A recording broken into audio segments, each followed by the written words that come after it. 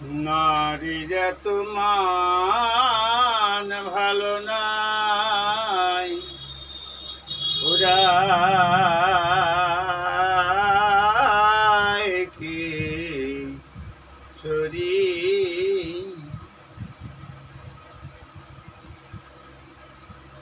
ওরাই কিশোরী গো রাধে, ওরাই কিশোরী, ওরাই কিশোরী। নারীর এত মান ভালো নয়, ওরাই কিশোরী।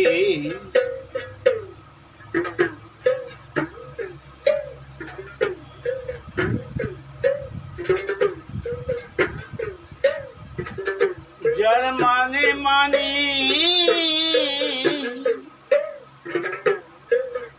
রাধে গো,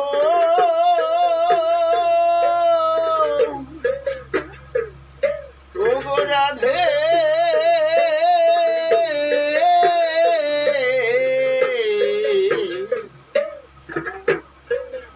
ও গো রাধে গো,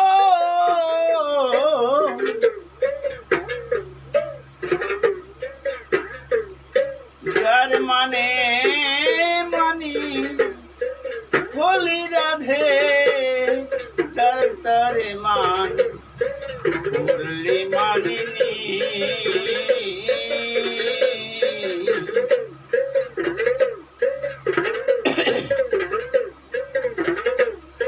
নারীরা তো মান ভালো নয়, ওরা কিশোরী।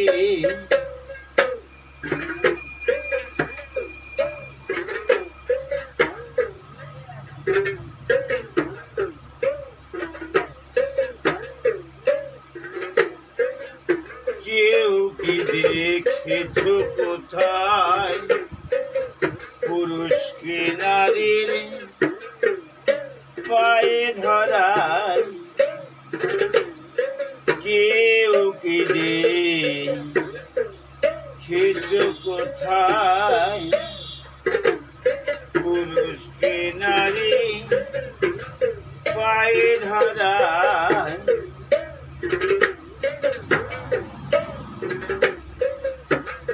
রাগে কয় বৃন্দে লালন,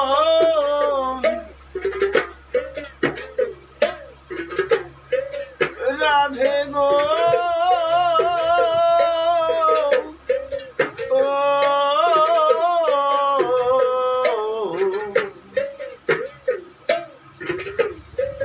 ও গো রাধে গো,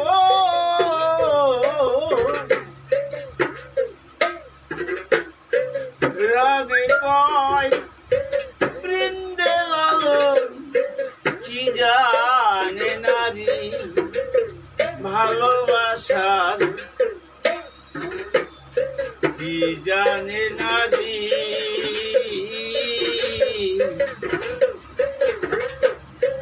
ওরাই কিশোরী। নারীর এত মান ভালো নয়, ওরাই কিশোরী।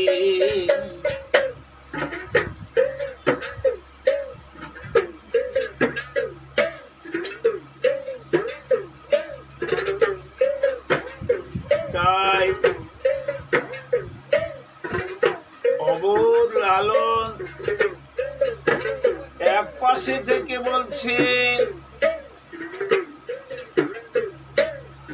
আমি তো বৃন্দে দুটি, ভালোবাসার কিছু বুঝি না, তবুও বলছি রাধে, তুমি যে কাজটি করেছো ভালো কাজ করো নাই। তার কারণ তুমি যার মানে মানি,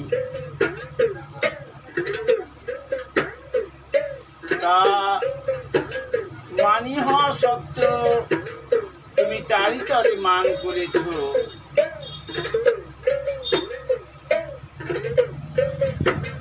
আমি তোমায় কি বলবো, তাই বলতে বাধ্য হলাম। স্বার্থপরের মতো ভালোবাসার নারীরা কিছুই বুঝে না।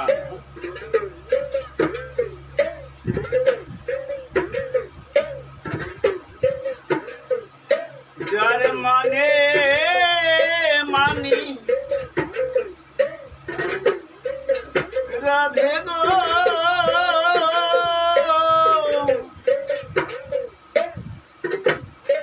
ও গো রাধে,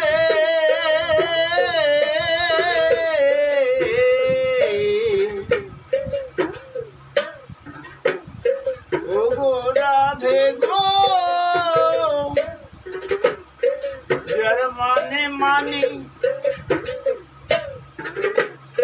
বলি রাধে, তার তরে মান মুরলি মানিনি।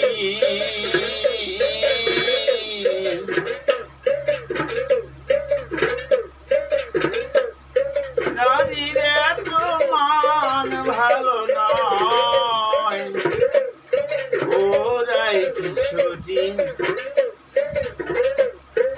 নারীর এত মান ভালো নয়, ওরাই কিশোরী।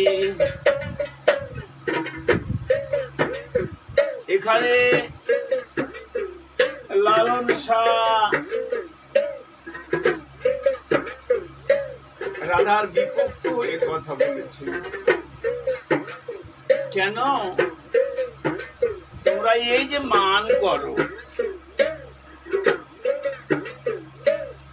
কেন তোমরা মান করো? মানের জন্য রাধারানীকেও সেইখানে ফেললেন, কারণ রাধারানীও মান করেছিলেন।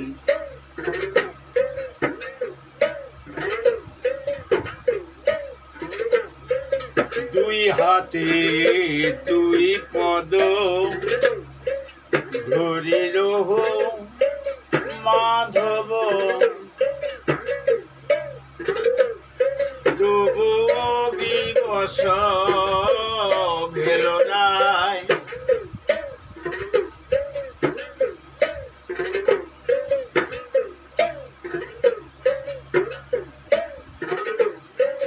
তার কারণ একদিন রাধারানী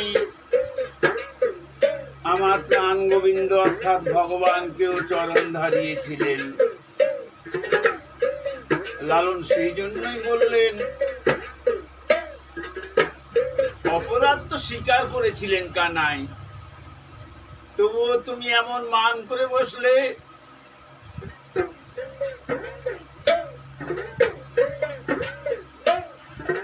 যখন দেখলো এত করে সাদাসাদি করছি, পা ধরেও আমার ক্ষমা হলো না,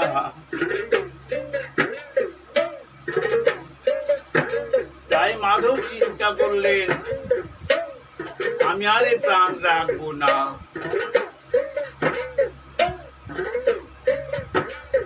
তাই তিনি কি করলেন, তাড়াতাড়ি নত জানু হয়ে দুটি চোখের জলে রাধার চরণ ধুইয়ে দিয়ে প্রাণ বল্লভ বেরিয়ে গিয়েছিলেন। হঠাৎ করে রাধারানী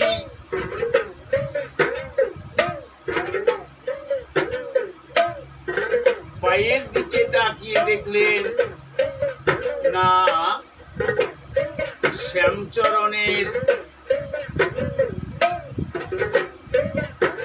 রাধাচরণের শ্যামের যে দুটি হাত ছিল সে হাত দুটি নেই। তখন ললিতা, বিশাখা, চিত্রা, চম্পকলতা সবাইকে বলেছিলেন,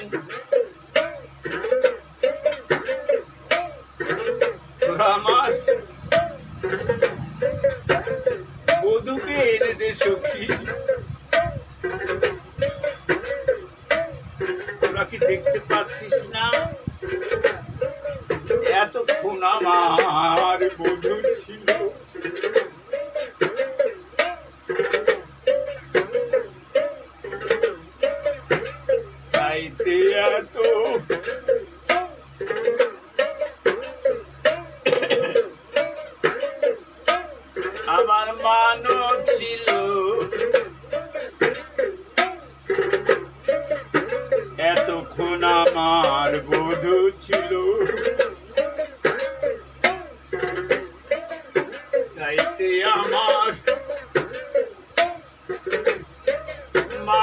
ছিল বধূ আমার কোথা গেল প্রাণ কেমনে জুড়াই কেমনে জুড়াই এ প্রাণ কেমনে জুড়াই আমি কেমনে জুড়াই। তা চিত্রাসখী বলছে ললিতা বিশাখা তোরা রায়ের কাছে থাকিস না, তার কারণ যে বধূ দুটো চরণ ধরে কত কাকুতি মিনতি করলো, মাথার মুকুট হাতের বাঁশরি সব চরণে নিবেদন করে বলছে ধরো ধরো ধরো রায় করের মুরলি পরশ করিতে চাহি চরণের ধুলি ধরো ধরো ধরো রায় করের মুরলি পরশ করিতে চাহি চরণের ধুলি পরশ করিতে চাহি তোমার চরণের ধুলি। সবকিছু নিবেদন করেছিল, তবুও তুমি ক্ষমা করনি রায়, তাই আমি তোমাকে দোষারোপ করে গেলাম। লালন শাহ এক পাশে থেকে দুঃখ করে কাঁদছে, না হয় একটু অপরাধ করেছিল তাই বলে কি তাই ক্ষমা করা যেত না রায়? তুমি ক্ষমা করলে না, তোমার বধূ তোমার কাছ হতে কেঁদে কেঁদে কুঞ্জ ছেড়ে চলে গেল, তাই আমি এই গানটি লিখতে বাধ্য হয়েছি। লালন শাহ দুটি চরণে নিবেদন করলেন রাধে, জানি আমি তোমার চরণের অপরাধী হয়ে গেলাম, তার কারণ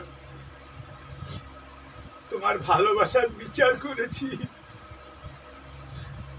তবুও যদি কৃপা হয়